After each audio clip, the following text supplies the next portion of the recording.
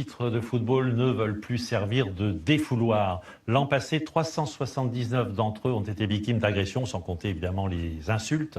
Cette semaine, à l'occasion des Journées nationales de l'arbitrage, Damien Ferrero et Clémence Bragard ont suivi David. Il est professeur de sport pendant la semaine et il est arbitre le week-end lors d'un derby entre Anou et Saucy-sur-Meurthe. C'est dans les Vosges.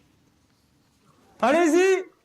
C'est un mélange d'autorité, mais aussi de bienveillance. Ça glisse, il s'arrête pas, qu'il est mieux de taper dans les jambes. David Oui, sur un terrain comme ça, il faut contrôler ses mouvements. est arbitre depuis un peu plus d'1 an.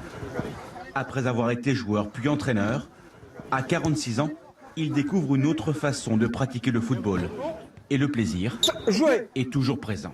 Donc, quand on entend des joueurs qui disent « Oui, monsieur l'arbitre, vous avez raison », alors que la faute est sifflée contre eux, c'est souvent ces remarques-là qui font du bien à un arbitre.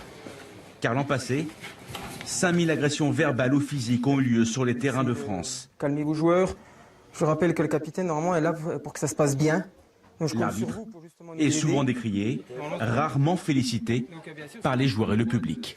Parce qu'on a toujours envie que ça aille dans notre sens et c'est pas le cas, donc il y a des fois c'est vrai qu'on s'emporte un peu. Il manque des arbitres en fait. Et si on continue comme ça, on aura de moins en moins et après ce sera dommage pour nous, quoi.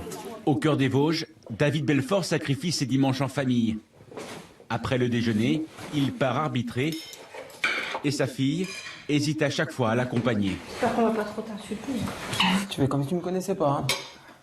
Puis t'écoutes, puis tu rigoles de ce qu'il se dit. On passera incognito. Voilà.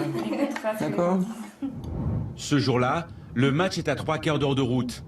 En tant qu'arbitre amateur, l'indemnisation perçue n'est que de 50 €. La rencontre s'annonce compliquée entre deux communes voisines. Toute la famille a fait le déplacement. Mais ce dimanche-là, pas de souci. C'était une ambiance sympathique. C'est vrai qu'on a vu pire. Un carton jaune distribué, quelques mises en garde. Calmez-vous, mais calmez-vous, vous n'êtes pas là pour ça, calmez-vous. Les deux équipes féliciteront l'arbitre. La plus belle des satisfactions pour David Belfort.